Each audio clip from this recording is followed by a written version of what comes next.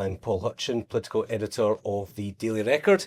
I'm joined today by Scottish Labour leader Anas Sarwar, who will be the first in a series of leaders' interviews for Planet Holyrood.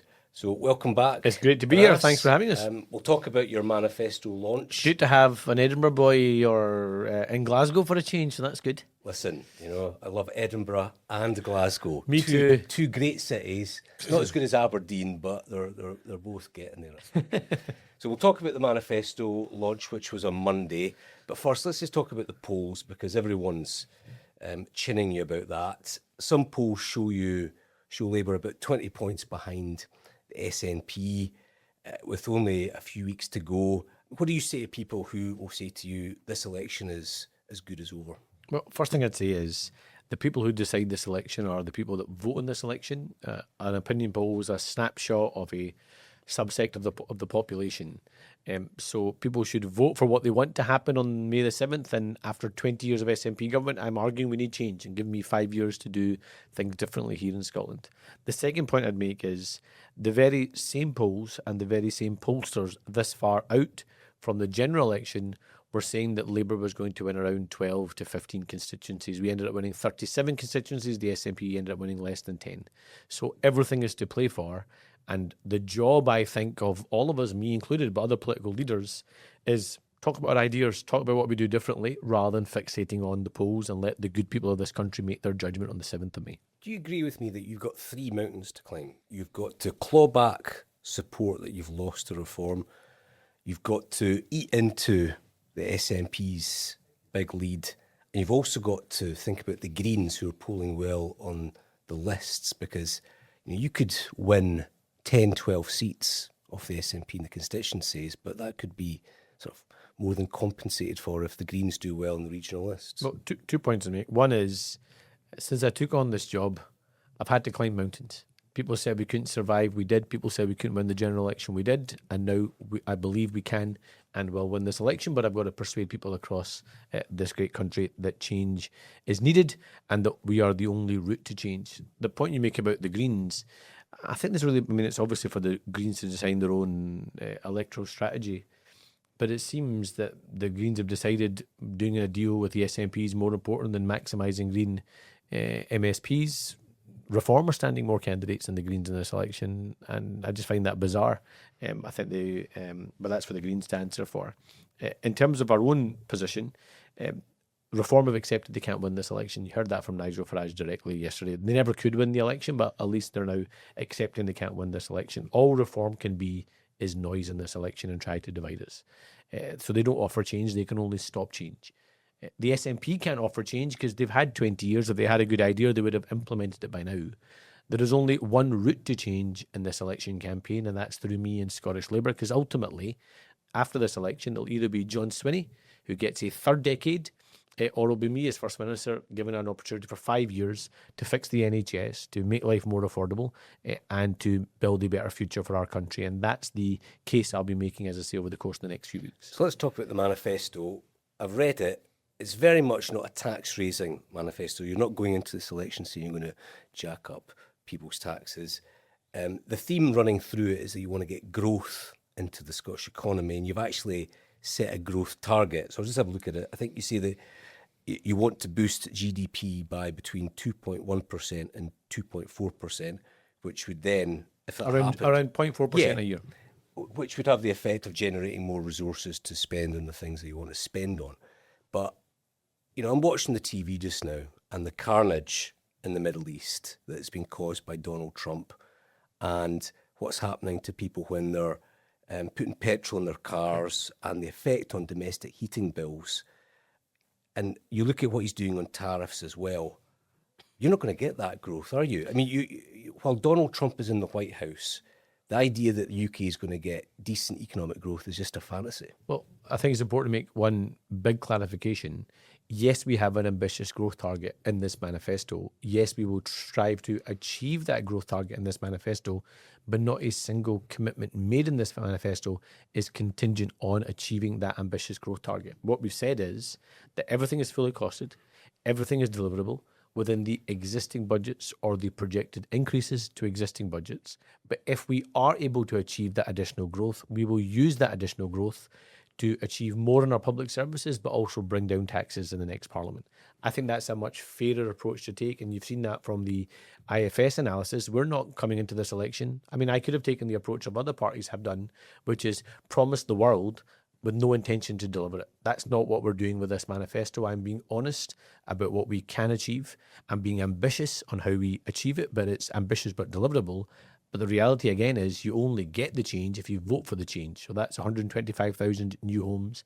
It's a plan to fix the NHS and cut waiting lists. We'll end the ATM rush for a GP appointment. We'll bring back the family doctor. We'll invest in 1,500 new classroom assistants, 2,000 new specialist teachers so we can do catch up on literacy, numeracy, technology, and science. It's about getting police officers out of courtrooms where they're not giving evidence or not responding to mental health calls, and instead in their streets, building up relationships, fighting crime in our communities. It's about reforming procurement so we're not spending loads and loads of money, almost £500 million on 2 ferries that never sail and get launched with painted on windows, or a New Berlin prison that was supposed to cost 100 million but now is costing £1 billion.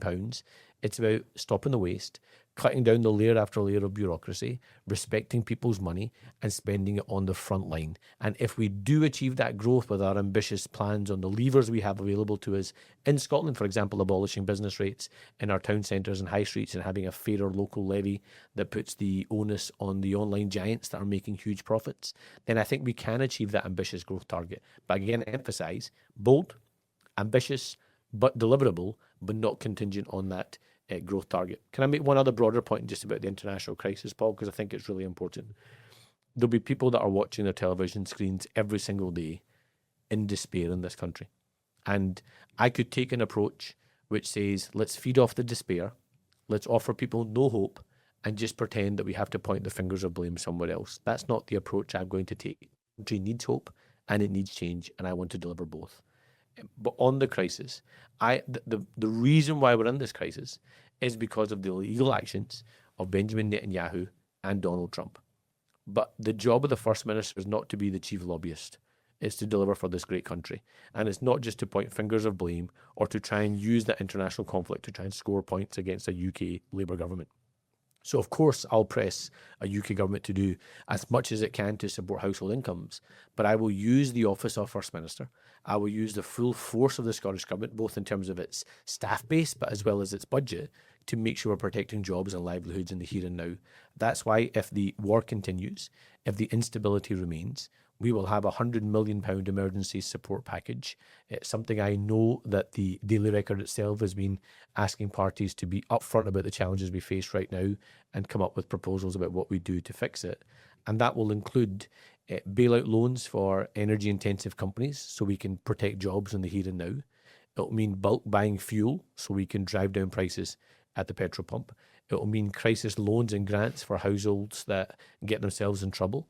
And that'll obviously depend on people's circumstances, whether it's a loan or a grant. It'll mean an emergency some of our supermarkets who are making significant profits in this country to say, how do we drive down the prices of the staple items? And it also means redeploying the civil service so they are out in the community, directly engaging with people to make sure they're maximising their incomes. So that's pensioners who might be entitled to thousands of pounds that aren't claiming it, making sure those pensioners are getting the support they need. Or it could be working families where they're entitled to tax-free childcare but aren't claiming that tax-free childcare. And we know over 50% of families that are entitled to that aren't claiming it right now. And we'll top that up. So what that means is that up to £3,000 of a tax cut will be available to any family with a child under 12 per child. And if it's a child with a disability, it'll be up to £6,000 of a tax cut. That's a significant saving in the middle of an emergency crisis. And I should emphasise that tax-free childcare, again, is not contingent on the emergency package. That will happen regardless. But those are the broader emergency measures we would take. Are you not worried, though, that given what's going on in the Middle East, which has been caused by President Trump, that UK growth forecasts might have to be downgraded? The Scottish Parliament will get less money than it was expecting, and even the things that you want to do within the existing funding the spending review is locked in for the next 3 years, And I hope the instability comes to an end. I hope the war comes to an end. But you're right to say it's not in our hands. And I think the job of any government here in Scotland is to be honest with people, to take emergency action, and not just close our eyes and point the finger or blame somewhere else. Do you not feel So the like commitment I'm you like making, I every will- other leader, you're pretty much Donald Trump's hostage? Well, look, I think there's no doubt that every single day people are waking up. I'm not just meaning the public, I'm meaning every political leaders across the world are waking up wondering what he has said next, what instability he's caused next. And that's terrible for citizens in the US. It's risking lives in the Middle East, but it's risking livelihoods across the globe. And that's why, of course, we've got to state our principal position. Of course, we've got to urge the president to see sense. Of course, we've got to urge for peace and stability in the Middle East. But we've also got to take the appropriate actions here at home. And the commitment I make is that my one priority, my one loyalty, and my one duty, if I have the honour of being First Minister, is to wake up every single day and think, what am I doing to protect jobs, livelihoods in this great country, and what am I doing to fix the mess the SNP have left behind? And that's the commitment I make. That's bigger than politics for me. I'm not asking to be First Minister so I can use it as a vehicle to campaign for something else. I'm asking to be First Minister because I want to wake up every morning, work every waking moment to deliver for the great people of this country. So one of the dividing lines in the election is income tax. John Swinney, I think, in common with other SNP politicians, backed income tax rises over the last 5 years. Having promised not to increase them in the last that's minute. right. And you're saying that you're not going to increase income tax and that your ambition is to lower income tax if there is growth in the economy. So I'm just looking at, there's 6 income tax rates just now. We've got the starter rate, we've got the basic rate, we've got the intermediate rate, the higher rate, the advanced, and then we've got the top rate as well. So if you were First Minister right now and the money was there, which of those rates would you want to cut? So I think the 6 bands in itself is really complicated, and I think that needs to be simplified. But I think the most urgent part of the correction has to be that middle area, because right now you're paying higher tax if you earn around £33,500. And the way the fiscal framework, which was actually negotiated by John Swain and the SNP, but they don't seem to understand it, works, is the more Scotland can get its growth up, the more Scotland can increase its average wage, and the more it can increase the breadth of people earning that average wage, the more money and receipts it generates for us to spend on vital services in this country. And there is a tipping point where people around the £40,000 mark are paying a marginally more significant rate of tax in Scotland compared to other parts of the UK. I want to correct that, because that is your teacher, your nurse. No one can claim that those are people with the broadest shoulders or those that are hoarding wealth in this country. That's the hard-working majority of this country, are going out there, working every waking moment, given the circumstances our country is in at the moment and the global's in at the moment, and feeling like they're getting less and less in return and feeling like they're getting punished in return. So that's what I think is the most urgent part that we need to fix. So I think it's important to get the detail on this. So the intermediate rate applies to income on around 27,500 to 43,500, there or thereabouts. And then the higher rate is around 43,500 to 75,500. Are those the 2 rates that you think would be your priority, given that those sort of 2 bands have got quite high marginal rates of income tax? So what I'd say is, right now we're going to make sure we protect low-income households. Of course we will. But I'm thinking about that 33,500 to 45,000 mark, which is where we will be roughly around where our median salary is, and wanting to push that even higher so we can increase our spending envelope coming through the fiscal framework. That's the intermediate rate, really. That is the most urgent part. But is there a skills gap in the band above? Yes. And I'll tell you what I mean by that. So if you are, for example, someone who went to university, paid tuition fees in England, you have to pay back your fees, and you're also applying to be, for example, a consultant to work in Scotland's NHS, you will pay a significantly higher rate of marginal income tax compared to if you chose to take that consultant post, for example, in Manchester. So we do want to attract consultants from other parts of the UK to come and work in Scotland. So how we make sure we have a tax system that works to deliver that effective public service is also really important. Because I think for far too often when these conversations happen, the SNP like to pretend somehow we're only talking about business people. We're actually also talking about senior clinicians in our NHS. Now, that's not to say that we don't want to create wealth in this country. Of course we do. But how we create it, how we fairly distribute it is also really important. That's why the tax rate system is so important. And that's why I think fundamentally it's broken. But again, being honest with people, it would not be realistic for me to say on day one or budget one of a Scottish Labour government we'll have a tax cutting agenda. It just wouldn't be realistic to say. And I think when the Tories and Reform are promising these things, they're promising them knowing that they will never be in a position to deliver it. So ideally, So I will protect our public services, but I want to go further. But we have to achieve that increase in the median wage. We have to get the skills base up. We've got to get investment up. We've got to get growth up. And the fruits of that, I think, has to be a fairer tax system here in Scotland. so ideally, if you get growth back in the economy towards the end of a first term of Labour government, would you be looking to reduce the number of tax rates from the current number of 6? Yes, I think absolutely. We need to have clearer alignment, but not absolute alignment, because I'm not going to put taxes up for the poorest in this country, but we do need to have a less complicated tax regime that actually attracts, maintains talent here in Scotland. Do you think that in retrospect, I think it was Humza Yousaf's decision as First Minister to have the advanced rate of income tax, I think that was above 75,000. Do you think with the benefit of hindsight that was a mistake in terms of the incentives provided to people? Look, I can understand the politics of making that announcement, and I can understand the dividing line that they wanted with a Labour Party around that. But anybody that gets independent analysis that comes back and says that more than 70% of what you're projected to raise is not going to come in, and you're only going to make roughly around £5 million of additional tax revenue, but still chooses to do it as a stunt, I think it's not sensible economics. So do I want a progressive tax system? Absolutely. Should those with the broadest shoulder pay more tax? Of course they should. But we have to have a functional tax system that isn't used as a political stunt or isn't a substitute for economic growth. I want us to get growth in the economy.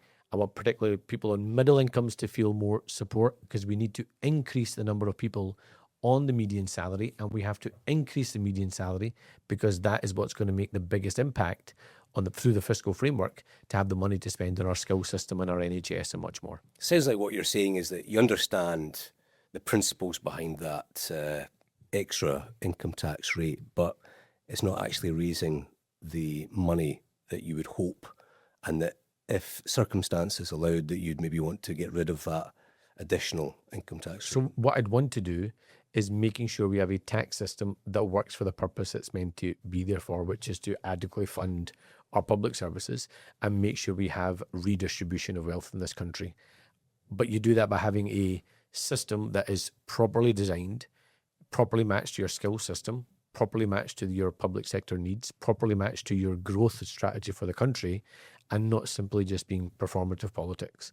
We've got to have a grown-up approach to how we deliver economic prosperity and investment in our public services, and that's what I'm committed to. So let's talk about poverty and that section of the manifesto. I think it was on families rather than poverty. I asked a question yesterday at your press event. There was a few policies in there. I'll just reel them off. So breakfast clubs in all primary schools, £40 a week Scottish child payment for under ones. Both of those things sound very good, but they were policies announced by the SNP government in their last budget.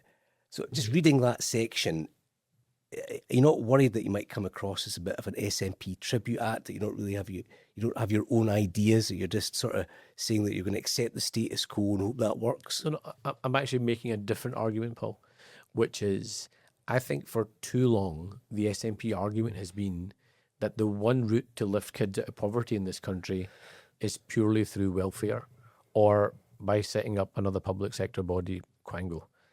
That's not what I fundamentally believe. I think the best route of lifting children out of poverty and giving our young people a chance is by giving them the adequate skills, giving them access to a well-paid job when they're old enough, of course, to do it, and paying them properly. And so this is a manifesto that has fighting poverty throughout its entirety. It's not a separate section or one paragraph. It is a programme that lifts people out of poverty. And so our ambition is to meet our growth target our child poverty reduction target in the next Parliament. That would lift around 100,000 kids out of poverty. And what I mean by that is, so yes, we'll protect the safety net. That's important to do. Yes, for those families where it's appropriate, we'll give them that additional support in terms of the income. But also, we will give kids the skills they need in the classroom. That's why we'll have the 1,500 classroom assistants, 2,000 specialist teachers. We'll give the kid the ability to read, write, and so much more in terms of the catch up on science, digital, literacy, and numeracy. We'll give them 9,000 new apprenticeships in the country, particularly in our growth areas. It will attract investment into this country so we can create well-paid jobs. And then we'll make sure we have fair work principles across the country so they are well-paid jobs. If you look at the shipbuilding industry as an example, one of the growth sectors is going to be defence, given all the things we've talked about around the instability in the world. That is, of course, risks. It's also a huge opportunity for Scotland in the sense that so much of those leading defence companies, our shipbuilding industry being an example, is rooted in Scotland, rooted on the Clyde, rooted in Rosyth. But at any given time, around a third of their workforces are short-term workers from Eastern European workers or the Philippines. And the average salary is around £40,000 to £60,000. We will have colleges working in partnership with these institutions and businesses to make sure young people in Fife, in Glasgow and beyond are able to get those skills and to take those jobs and be permanent jobs. That would be transformational for many communities in Glasgow and for many communities in Fife. That's the kind of joint up system that I'm talking about. So anti-poverty measures throughout this, exact same with our housing policy to build 125,000 new homes in the next Parliament. Right now, the SNP say, oh, we've got the Scottish Child Payment, something that actually I first proposed back in 2017, is that somehow is a measure of success for what they're doing for children. But actually, we've got a record number of children that are homeless in this country. More than 10,000 kids, as you and I have in this conversation, are in Scotland without a home to call their own.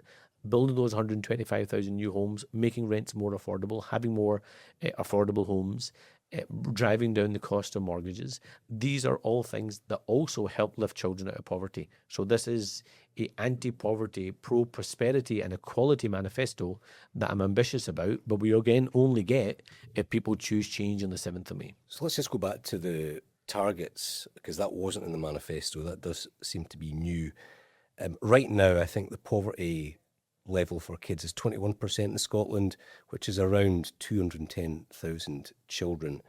And the statutory target is by 2030 to reduce the child poverty level to below 10%. So if that needs to happen, that you're going to need to take another 100,000 or 110,000 kids out of poverty. So if you're First Minister, will you meet that target? That's my ambition. That's my intention. That's the legal target. That's what we have to work towards.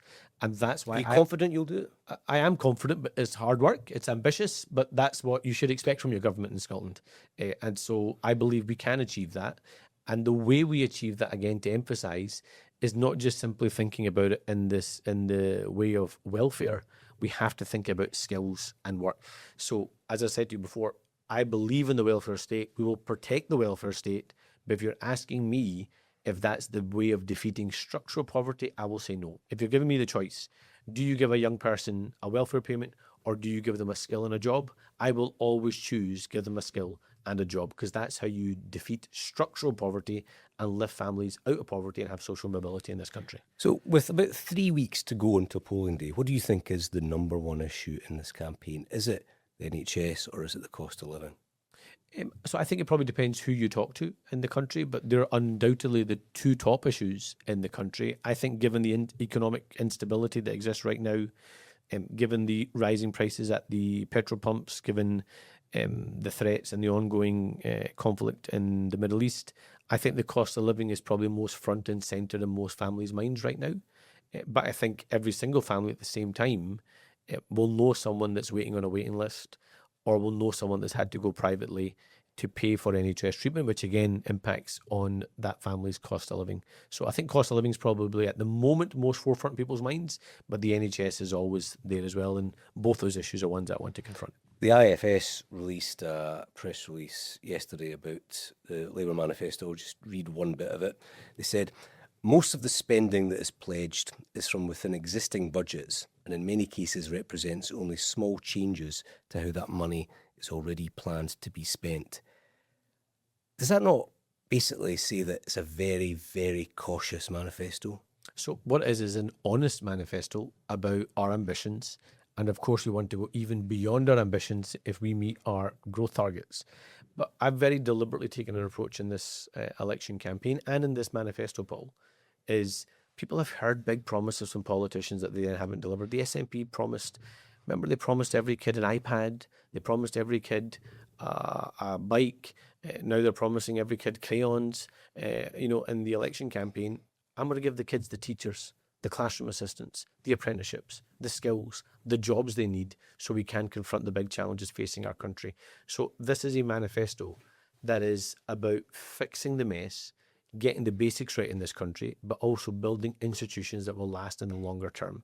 So how we finally bring our NHS into the 21st century, how we embrace technology to get faster treatment, faster diagnosis, how we reform our planning system so we can attract private sector investment, foreign direct investment, get quicker decisions, build more homes in this country, how we fix our ferry fleet so islanders can get a service they can rely on rather than the chaos they've seen in recent weeks, but actually even more than that, recent years. So this is going to fix the structural issues here in Scotland, because that's what I see the duty of the First Minister. That's what I see my duty as, is if I get the honour of being First Minister of this country, my job will be, and my test will be, will I leave my time as First Minister and be able to confidently say, I left a better, stronger, safer, healthier country for my kids and one day, hopefully, grandkids, or have we just had the same old arguments for the last 5 years? And that's the premise in this election campaign. You have given John Swinney and the SNP 20 years. They've had your chance. They've lost their way. Give me 5. And in those 5 years, I will prove that we can have a democracy that works for Scotland. We can have a parliament that has the right priorities. We can fix the NHS. We can make life more affordable. And we can go a long way in challenging those big structural issues like homelessness, like poverty, like inequality in our country. Am I pretending to you that I can deliver utopia in 5 years? No, I'm not. But can I promise you that you'll have a First Minister that shares your ambition and your aspiration, that you'll have a government that works as hard as you do, and that we will leave this country a better place than we found it? Absolutely. I can firmly make that commitment. Is it not a fair critique to say, though, that you're pretty much running to be a better manager of the country, a better steward, rather than having a vision, an alternative that's fundamentally different to what the SNP is offering? No, I disagree with that, Paul, because I think the challenge you have, where is the vision of the SNP? They have no vision. They have no new ideas. It's the same old things they've been saying for the last 20 years. I'm saying something really different. I will build a Scotland that works for you. I will build an NHS that works for you, so you get the treatment on time when you need it, returned to its founding principles. That is a big idea. It was a big idea when the NHS was founded, but we've got to get back to that big idea. I will have an education system that is world class again, so we can be an example to the rest of the UK and the rest of the world, not Scotland falling down the international league tables. That is a big idea. That is ambition. I will eradicate rough sleeping in this country and end homelessness. We will build 125,000 new homes. That is a big idea. That is ambitious. And we will make sure we support our businesses in this country so we stop trying to sell Scotland to the Scots, but instead sell the best of our great country to the rest of the world, partnering with business, growing our economy, making sure every part of our great country gets to thrive. That is a big idea. That is ambitious. And that's what you get with me. Someone that will do the hard work to deliver for this great country. So let's imagine Labour do win your First Minister. The first 100 days in a new administration are always very important. And I think even the biggest Labour supporters would say that Keir Starmer didn't have a particularly impressive first 100 days, both in terms of the tone and some of the policy decisions like winter fuel. So what lessons do you learn from Keir Starmer's first 100 days that you take into your own? Well, first of all, you have to tell a positive story about the country. And I believe that Scotland has everything. We've got the people, we've got the talent, we've got the resources, we've got the power, we've got everything we need to make this place an even greater place than it already is. But what we don't have is a First Minister with the ambition or the aspiration to make it happen, instead hunting for the grievance. We're gonna achieve that ambition, and we're gonna tell a positive story, and we're gonna demonstrate that you can deliver change by bringing a country together rather than actually trying to find a different version of an us versus them. And in the first 100 days of a Scottish Labour government, we will get to work on that national waiting times emergency so we can drive down waiting lists. We'll get to work on that new planning agency so we can fast track applications and get this country building again. We'll get to work to make sure we have those free breakfast clubs so no child starts the school day hungry in this great country. And we'll get to work to start recruiting those teachers and those classroom assistants so we do have that catch up on literacy and numeracy. And we'll get to work to stop the waste, respect people's money, and actually have a government in Scotland that's just upfront and honest with people, that doesn't think his job is to wake up every day and find a different way to find another argument with somebody else. I'm not going to wake up every day thinking how to have an argument with someone. I'm going to wake up every day thinking, how do we make this great country even better? That's the only objective I'm going to have, rather than trying to pick a fight with somebody else. See, when you think of the Starmer government and their poor start, do you feel disappointment or anger or both? Look, I think I probably reflect the view of people across this great country. Disappointment on some individual issues, anger. I share that, and that's why I've been very open and honest about it. But the point I'm making in this election campaign, and more broadly, is as much as disappointed as we feel, as angry we might feel about some things, that is not a reason to let off the hook a party that's been in power for 20 years. And if you think about the things that touch everyday Scots' lives every single day of their lives, it's the school their kid goes to. It's the GP practice they might need. It's the hospital that their loved one might need to go to. It's the social care package their mum or their dad might need. It's the local police if their community feels unsafe. It's the local housing market if they want their kid to start their dream of home ownership. It's the local college or university or apprenticeship if they want their kid to have a chance to succeed. These are, every single one of these issues is the sole control of a Scottish government. These are not things to protest about. These are things to get to work to fix. And that's what I'll do. When was the last time you spoke to the Prime Minister or messaged him? We've had regular message exchanges. When was the last time?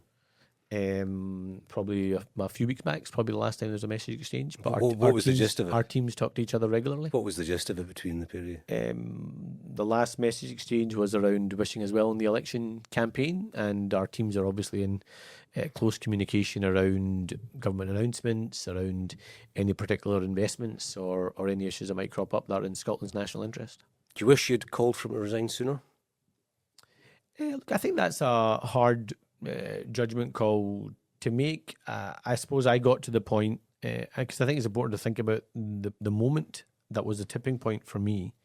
And this is something that you and many other great journalists in this country have worked hard on. I've just kicked off all the conspiracy theorists by me calling you a great journalist, Paul. He makes life hard for me sometimes as well. But that's the job of journalists. Look, you'll recall, like, for about 2 months, week after week, I was raising the issue of the Queen Elizabeth University Hospital.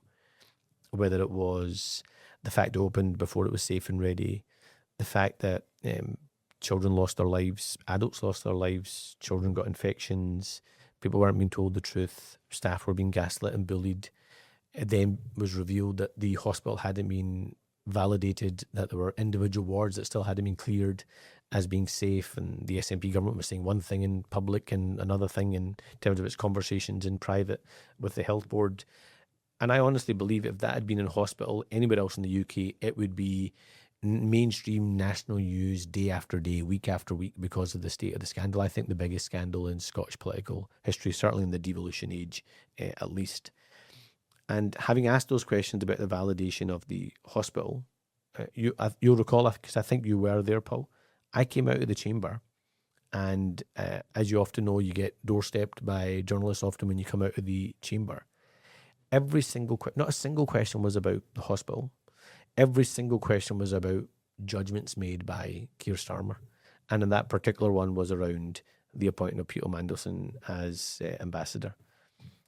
I wasn't willing to defend the indefensible. Peter Mandelson should never even been considered to be the ambassador, never mind be the ambassador. And I just wasn't willing to defend the indefensible.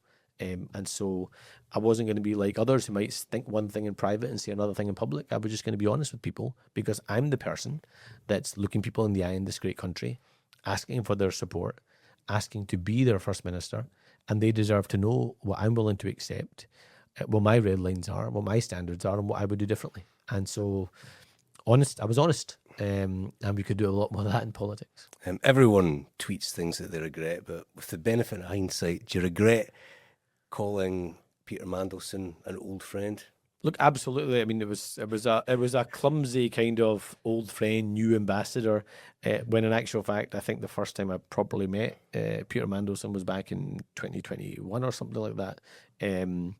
But So not really an old friend then. But was that someone? Even if he was, but he wasn't. But even if he was, you don't want to be friends with someone like that. To be frank, I think the victims of Epstein will feel a massive anger. I think his friends and colleagues in the Labour Party will feel a massive anger. And I've said this on the record before. Yes, I think he's a traitor to the Labour Party, but I think he's a traitor to the country. A couple of final things.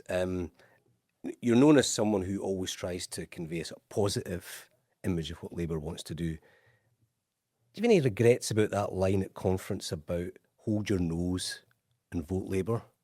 Look, I was making a very particular point in that. Didn't sound like you. That sort of particular point. And the particular point I was making is I have a couple of folks to vote Labour with enthusiasm, with energy, wanting us to change the government in Scotland, wanting us to transform this country. But I was also making a point that I recognise people will be angry about certain parts, in particular, of a UK Labour government.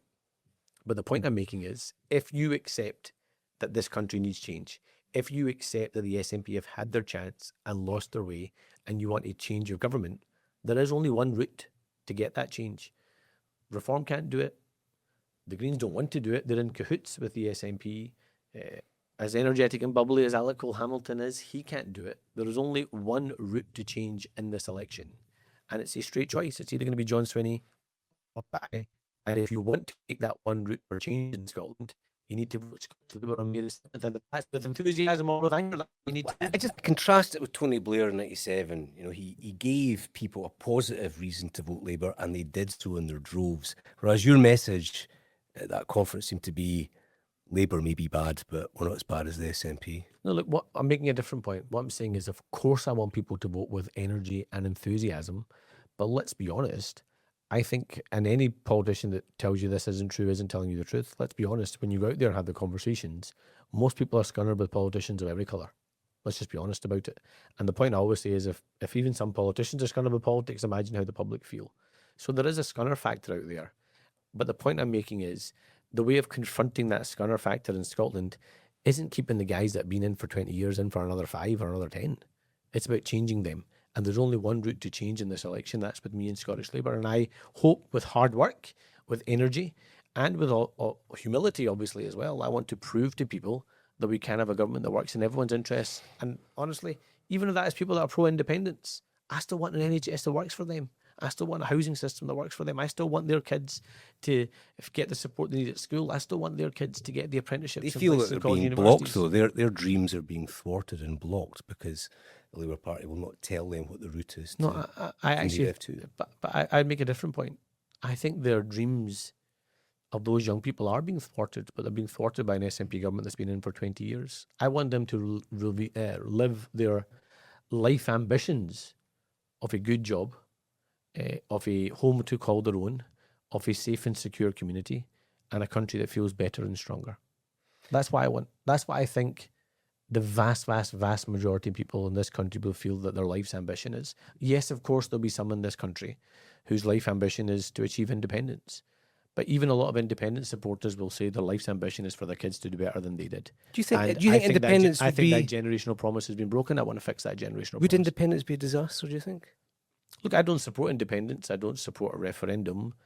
But I'm being honest with people. I'm not asking people to change their minds. Genuinely, there's not a single person watching this podcast right now on YouTube or listening to the podcast. I'm not asking you to change your mind on independence. I'm just being very open and honest with you. I don't support independence. I don't support a referendum. But I do accept this country's not working right now. And there is a chance to change it. And the chance to change it is on May the 7th. And I'm the only person that can beat the SNP and be an alternative government in this country. So let's spend the next 5 years fixing those issues that people confront people every single day. You mentioned them yourself, the cost of living in the NHS. Let's focus on arguing about making those things better. And if Scotland chooses a different final destination at some point in the future, so be it. But in the here and now, let's make Scotland better. Final question. There are going to be far-right MSPs in the Scottish Parliament after May the 7th, because there's going to be a cohort of reform parliamentarians. We might even have someone who's an avowed supporter of Tommy Robinson as an MSP. So if you do sneak a win and you become First Minister, how on earth are you going to lead such a divided, fractious Parliament? Look, it's about democracy, right? So we will have to make the Parliament work, whatever form that Parliament takes. And it will be our collective national duty to make that Parliament work and to make sure we're making progress over the next 5 years. And as First Minister, I would see that as my duty. Does that mean I may have to share a Parliament chamber with people who have polar opposite views to me? Yes. Does that mean I'll probably have to share a Parliament chamber with people who think I don't even belong in this country? Yes. But that's the choice that people in Scotland have to make over the course of the next few weeks. I'm encouraging people in Scotland, don't vote for parties or politicians that think the job is just to have a parliament of 129 people who think their job is to just go there and shout at each other.